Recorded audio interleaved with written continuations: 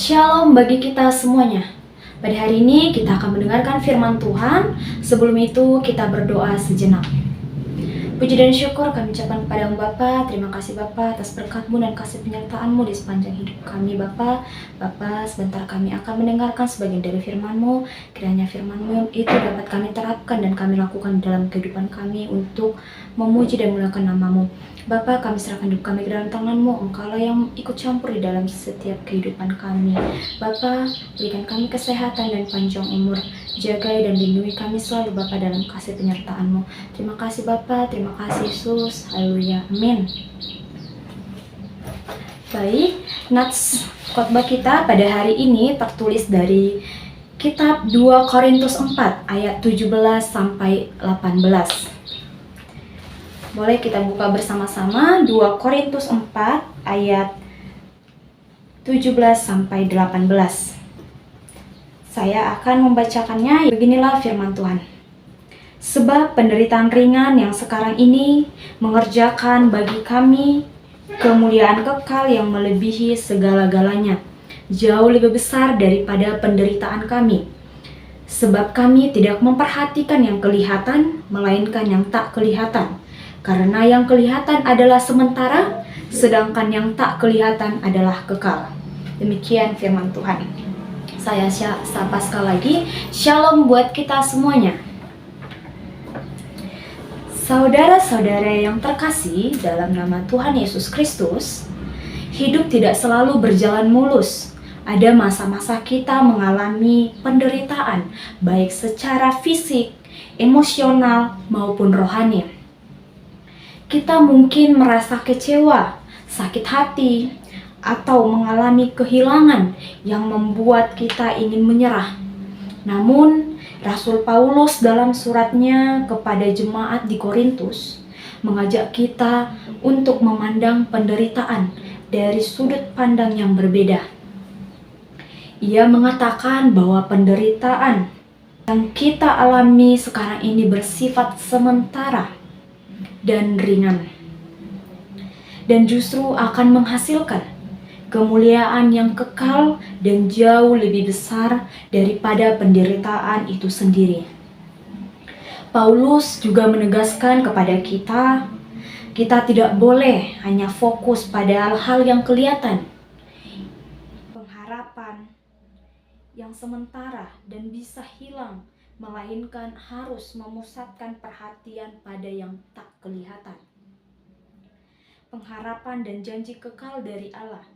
Ini adalah undangan untuk melihat hidup dengan mata rohani, bukan hanya dengan logika dan perasaan kita.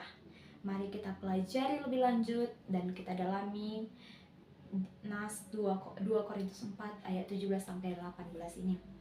Dan ada pun poin-poin penting di dalam 2 Korintus 4 ayat 17 sampai 18 ini. Yang pertama yaitu penderitaan itu sementara dan ringan. Meskipun penderitaan terasa berat saat dijalani, Paulus menyebutnya sebagai ringan dan sementara. Artinya, penderitaan tidak akan berlangsung selamanya.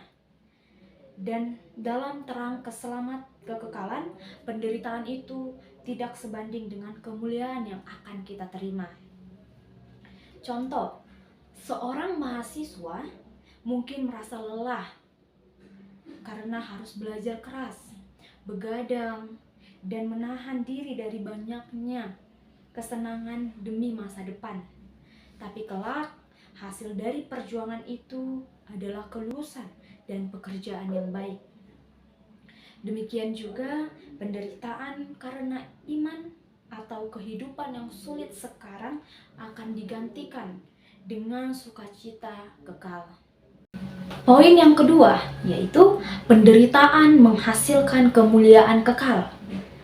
Tuhan tidak pernah membiarkan penderitaan kita sia-sia. Justru melalui kesakitan dan air mata, Tuhan sedang memurnikan iman kita dan mempersiapkan kemuliaan yang kekal, hidup yang penuh sukacita bersamanya di surga. Contoh, Seorang yang sabar menghadapi sakit penyakit sambil terus percaya dan berharap dan berdoa kepada Tuhan akan melihat bahwa penderitaan itu membentuk iman dan keintiman yang lebih dalam dengan Tuhan, dan kelak ia akan menerima upah kekal dari Tuhan. Yang ketiga, fokus pada yang tak kelihatan.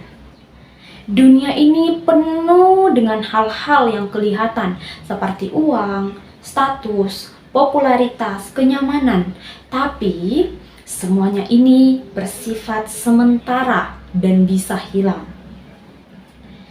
Paulus mengajak kita untuk memusatkan perhatian pada hal-hal yang tak kelihatan seperti iman, kasih, pengharapan, keselamatan, dan janji Tuhan. Kamu mungkin iri dengan teman yang hidupnya terlihat lebih enak atau sukses. Tapi Tuhan ingin kamu fokus pada apa yang tidak kelihatan, bahwa kamu sedang dibentuk menjadi pribadi yang lebih kuat dan bahwa ada mahkota kekal menantimu di surga jika kamu tetap setia kepada Tuhan. Yang keempat, pandangan kekal membawa pengharapan. Dengan cara pandang kekal, kita tidak mudah putus asa atau menyerah. Kita tahu bahwa penderitaan ini adalah bagian dari proses menuju ke sesuatu yang jauh lebih mulia dan indah. Pandangan kekal memberi kita kekuatan untuk tetap bertahan dan setia. Contoh, seseorang yang kehilangan pekerjaan bisa merasa hancur. Tapi jika ia melihat hidup dengan pandangan kekal, ia tahu bahwa Tuhan punya rencana lain, bahwa hidupnya tidak ditentukan oleh pekerjaan semata, melainkan oleh panggilan Tuhan yang lebih besar. Adapun yang tantangan yang kita hadapi, yaitu apakah kamu menyadari bahwa penderitaanmu tidak selamanya? Kadang kita merasa bahwa masalah yang kita hadapi seperti tidak ada ujungnya. Tapi firman Tuhan mengingatkan bahwa penderitaan itu hanya sementara. Tuhan tidak pernah membiarkan kita menderita tanpa tujuan. Ini menjadi tantangan bagi kita. Maukah kita belajar melihat penderitaan sebagai bagian dari proses hidup, bukan sebagai akhir dari segalanya? Contoh sederhananya, seperti hujan deras yang serasa mengganggu, tapi kita tahu setelah hujan akan ada pelangi. Penderitaan juga begitu, sementara, tapi akan diikuti oleh sesuatu yang indah. Yang kedua, apakah kamu percaya bahwa Tuhan bisa memakai penderitaanmu untuk sesuatu yang lebih besar? Seringkali kita hanya melihat sisi buruk dari penderitaan, tapi Tuhan bisa memakai pengalaman sulit itu untuk membentuk karakter, mengajarkan kesabaran, atau menumbuhkan iman dan kesetiaan kita kepada Tuhan. Tantangannya adalah, maukah kita tetap percaya bahwa Tuhan sedang bekerja walaupun kita belum bisa melihat hasilnya sekarang? Contoh sederhananya, seperti benih yang ditanam di tanah gelap. Tidak terlihat, tapi sebenarnya sedang tumbuh. Tuhan juga sedang menumbuhkan sesuatu dalam hidup kita lewat penderitaan-penderitaan yang kita alami. Yang ketiga, apakah kamu lebih fokus pada hal duniawi atau nilai-nilai kekal? Kita hidup di dunia yang sibuk mengejar apa yang kelihatan, yang seperti sudah saya katakan tadi, yaitu seperti uang, popularitas, kenyamanan. Tapi firman Tuhan menantang kita untuk memusatkan hidup pada hal-hal yang kekal, seperti kasih, pengampunan, keselamatan, dan hubungan pribadi dengan Tuhan. Ini bukan hal yang mudah, tapi ini sangat penting. Contoh sederhananya, seperti orang yang lebih memilih membeli makanan sehat walaupun tidak enak karena dia tahu manfaatnya jangka panjang.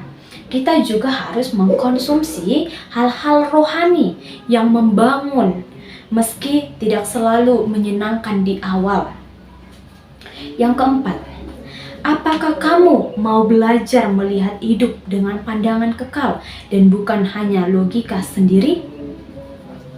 Kadang kita hanya mengandalkan akal sendiri dalam menghadapi hidup, tapi Tuhan mengajak kita untuk melihat segala sesuatu dari sudut pandang kekal. Bahwa hidup ini bukan cuma soal sekarang, tapi juga soal tujuan akhir. Tantangannya adalah, maukah kita belajar percaya kepada rencana Tuhan meski jalannya tidak selalu sesuai logika kita? Contoh sederhananya, seperti menonton film yang belum selesai. Kadang di tengah cerita terasa membingungkan atau menyedihkan. Tapi kita harus sabar sampai akhir untuk memahami keseluruhannya. Begitu juga hidup kita dalam rencana Tuhan. Kesimpulan yang kita ambil dari nats khotbah kita pada hari ini yaitu mengajak kita untuk melihat penderitaan dengan sudut pandang kekal. Penderitaan di dunia ini hanya sementara dan tidak sebanding dengan kemuliaan kekal yang Tuhan sediakan. Kita diajar untuk tidak fokus pada yang kelihatan dan sementara, tetapi pada yang tak kelihatan dan kekal. Dengan pandangan ini, kita tidak akan mudah menyerah atau putus asa, tetapi akan tetap teguh dan penuh dengan pengharapan yang besar. Mari jalani hidup dengan iman, karena penderitaan kita tidak sia-sia. Tuhan sedang bekerja dalam setiap proses yang kita alami untuk mempersiapkan kita masuk dalam kemuliaan yang sejati. Terima kasih, Shalom.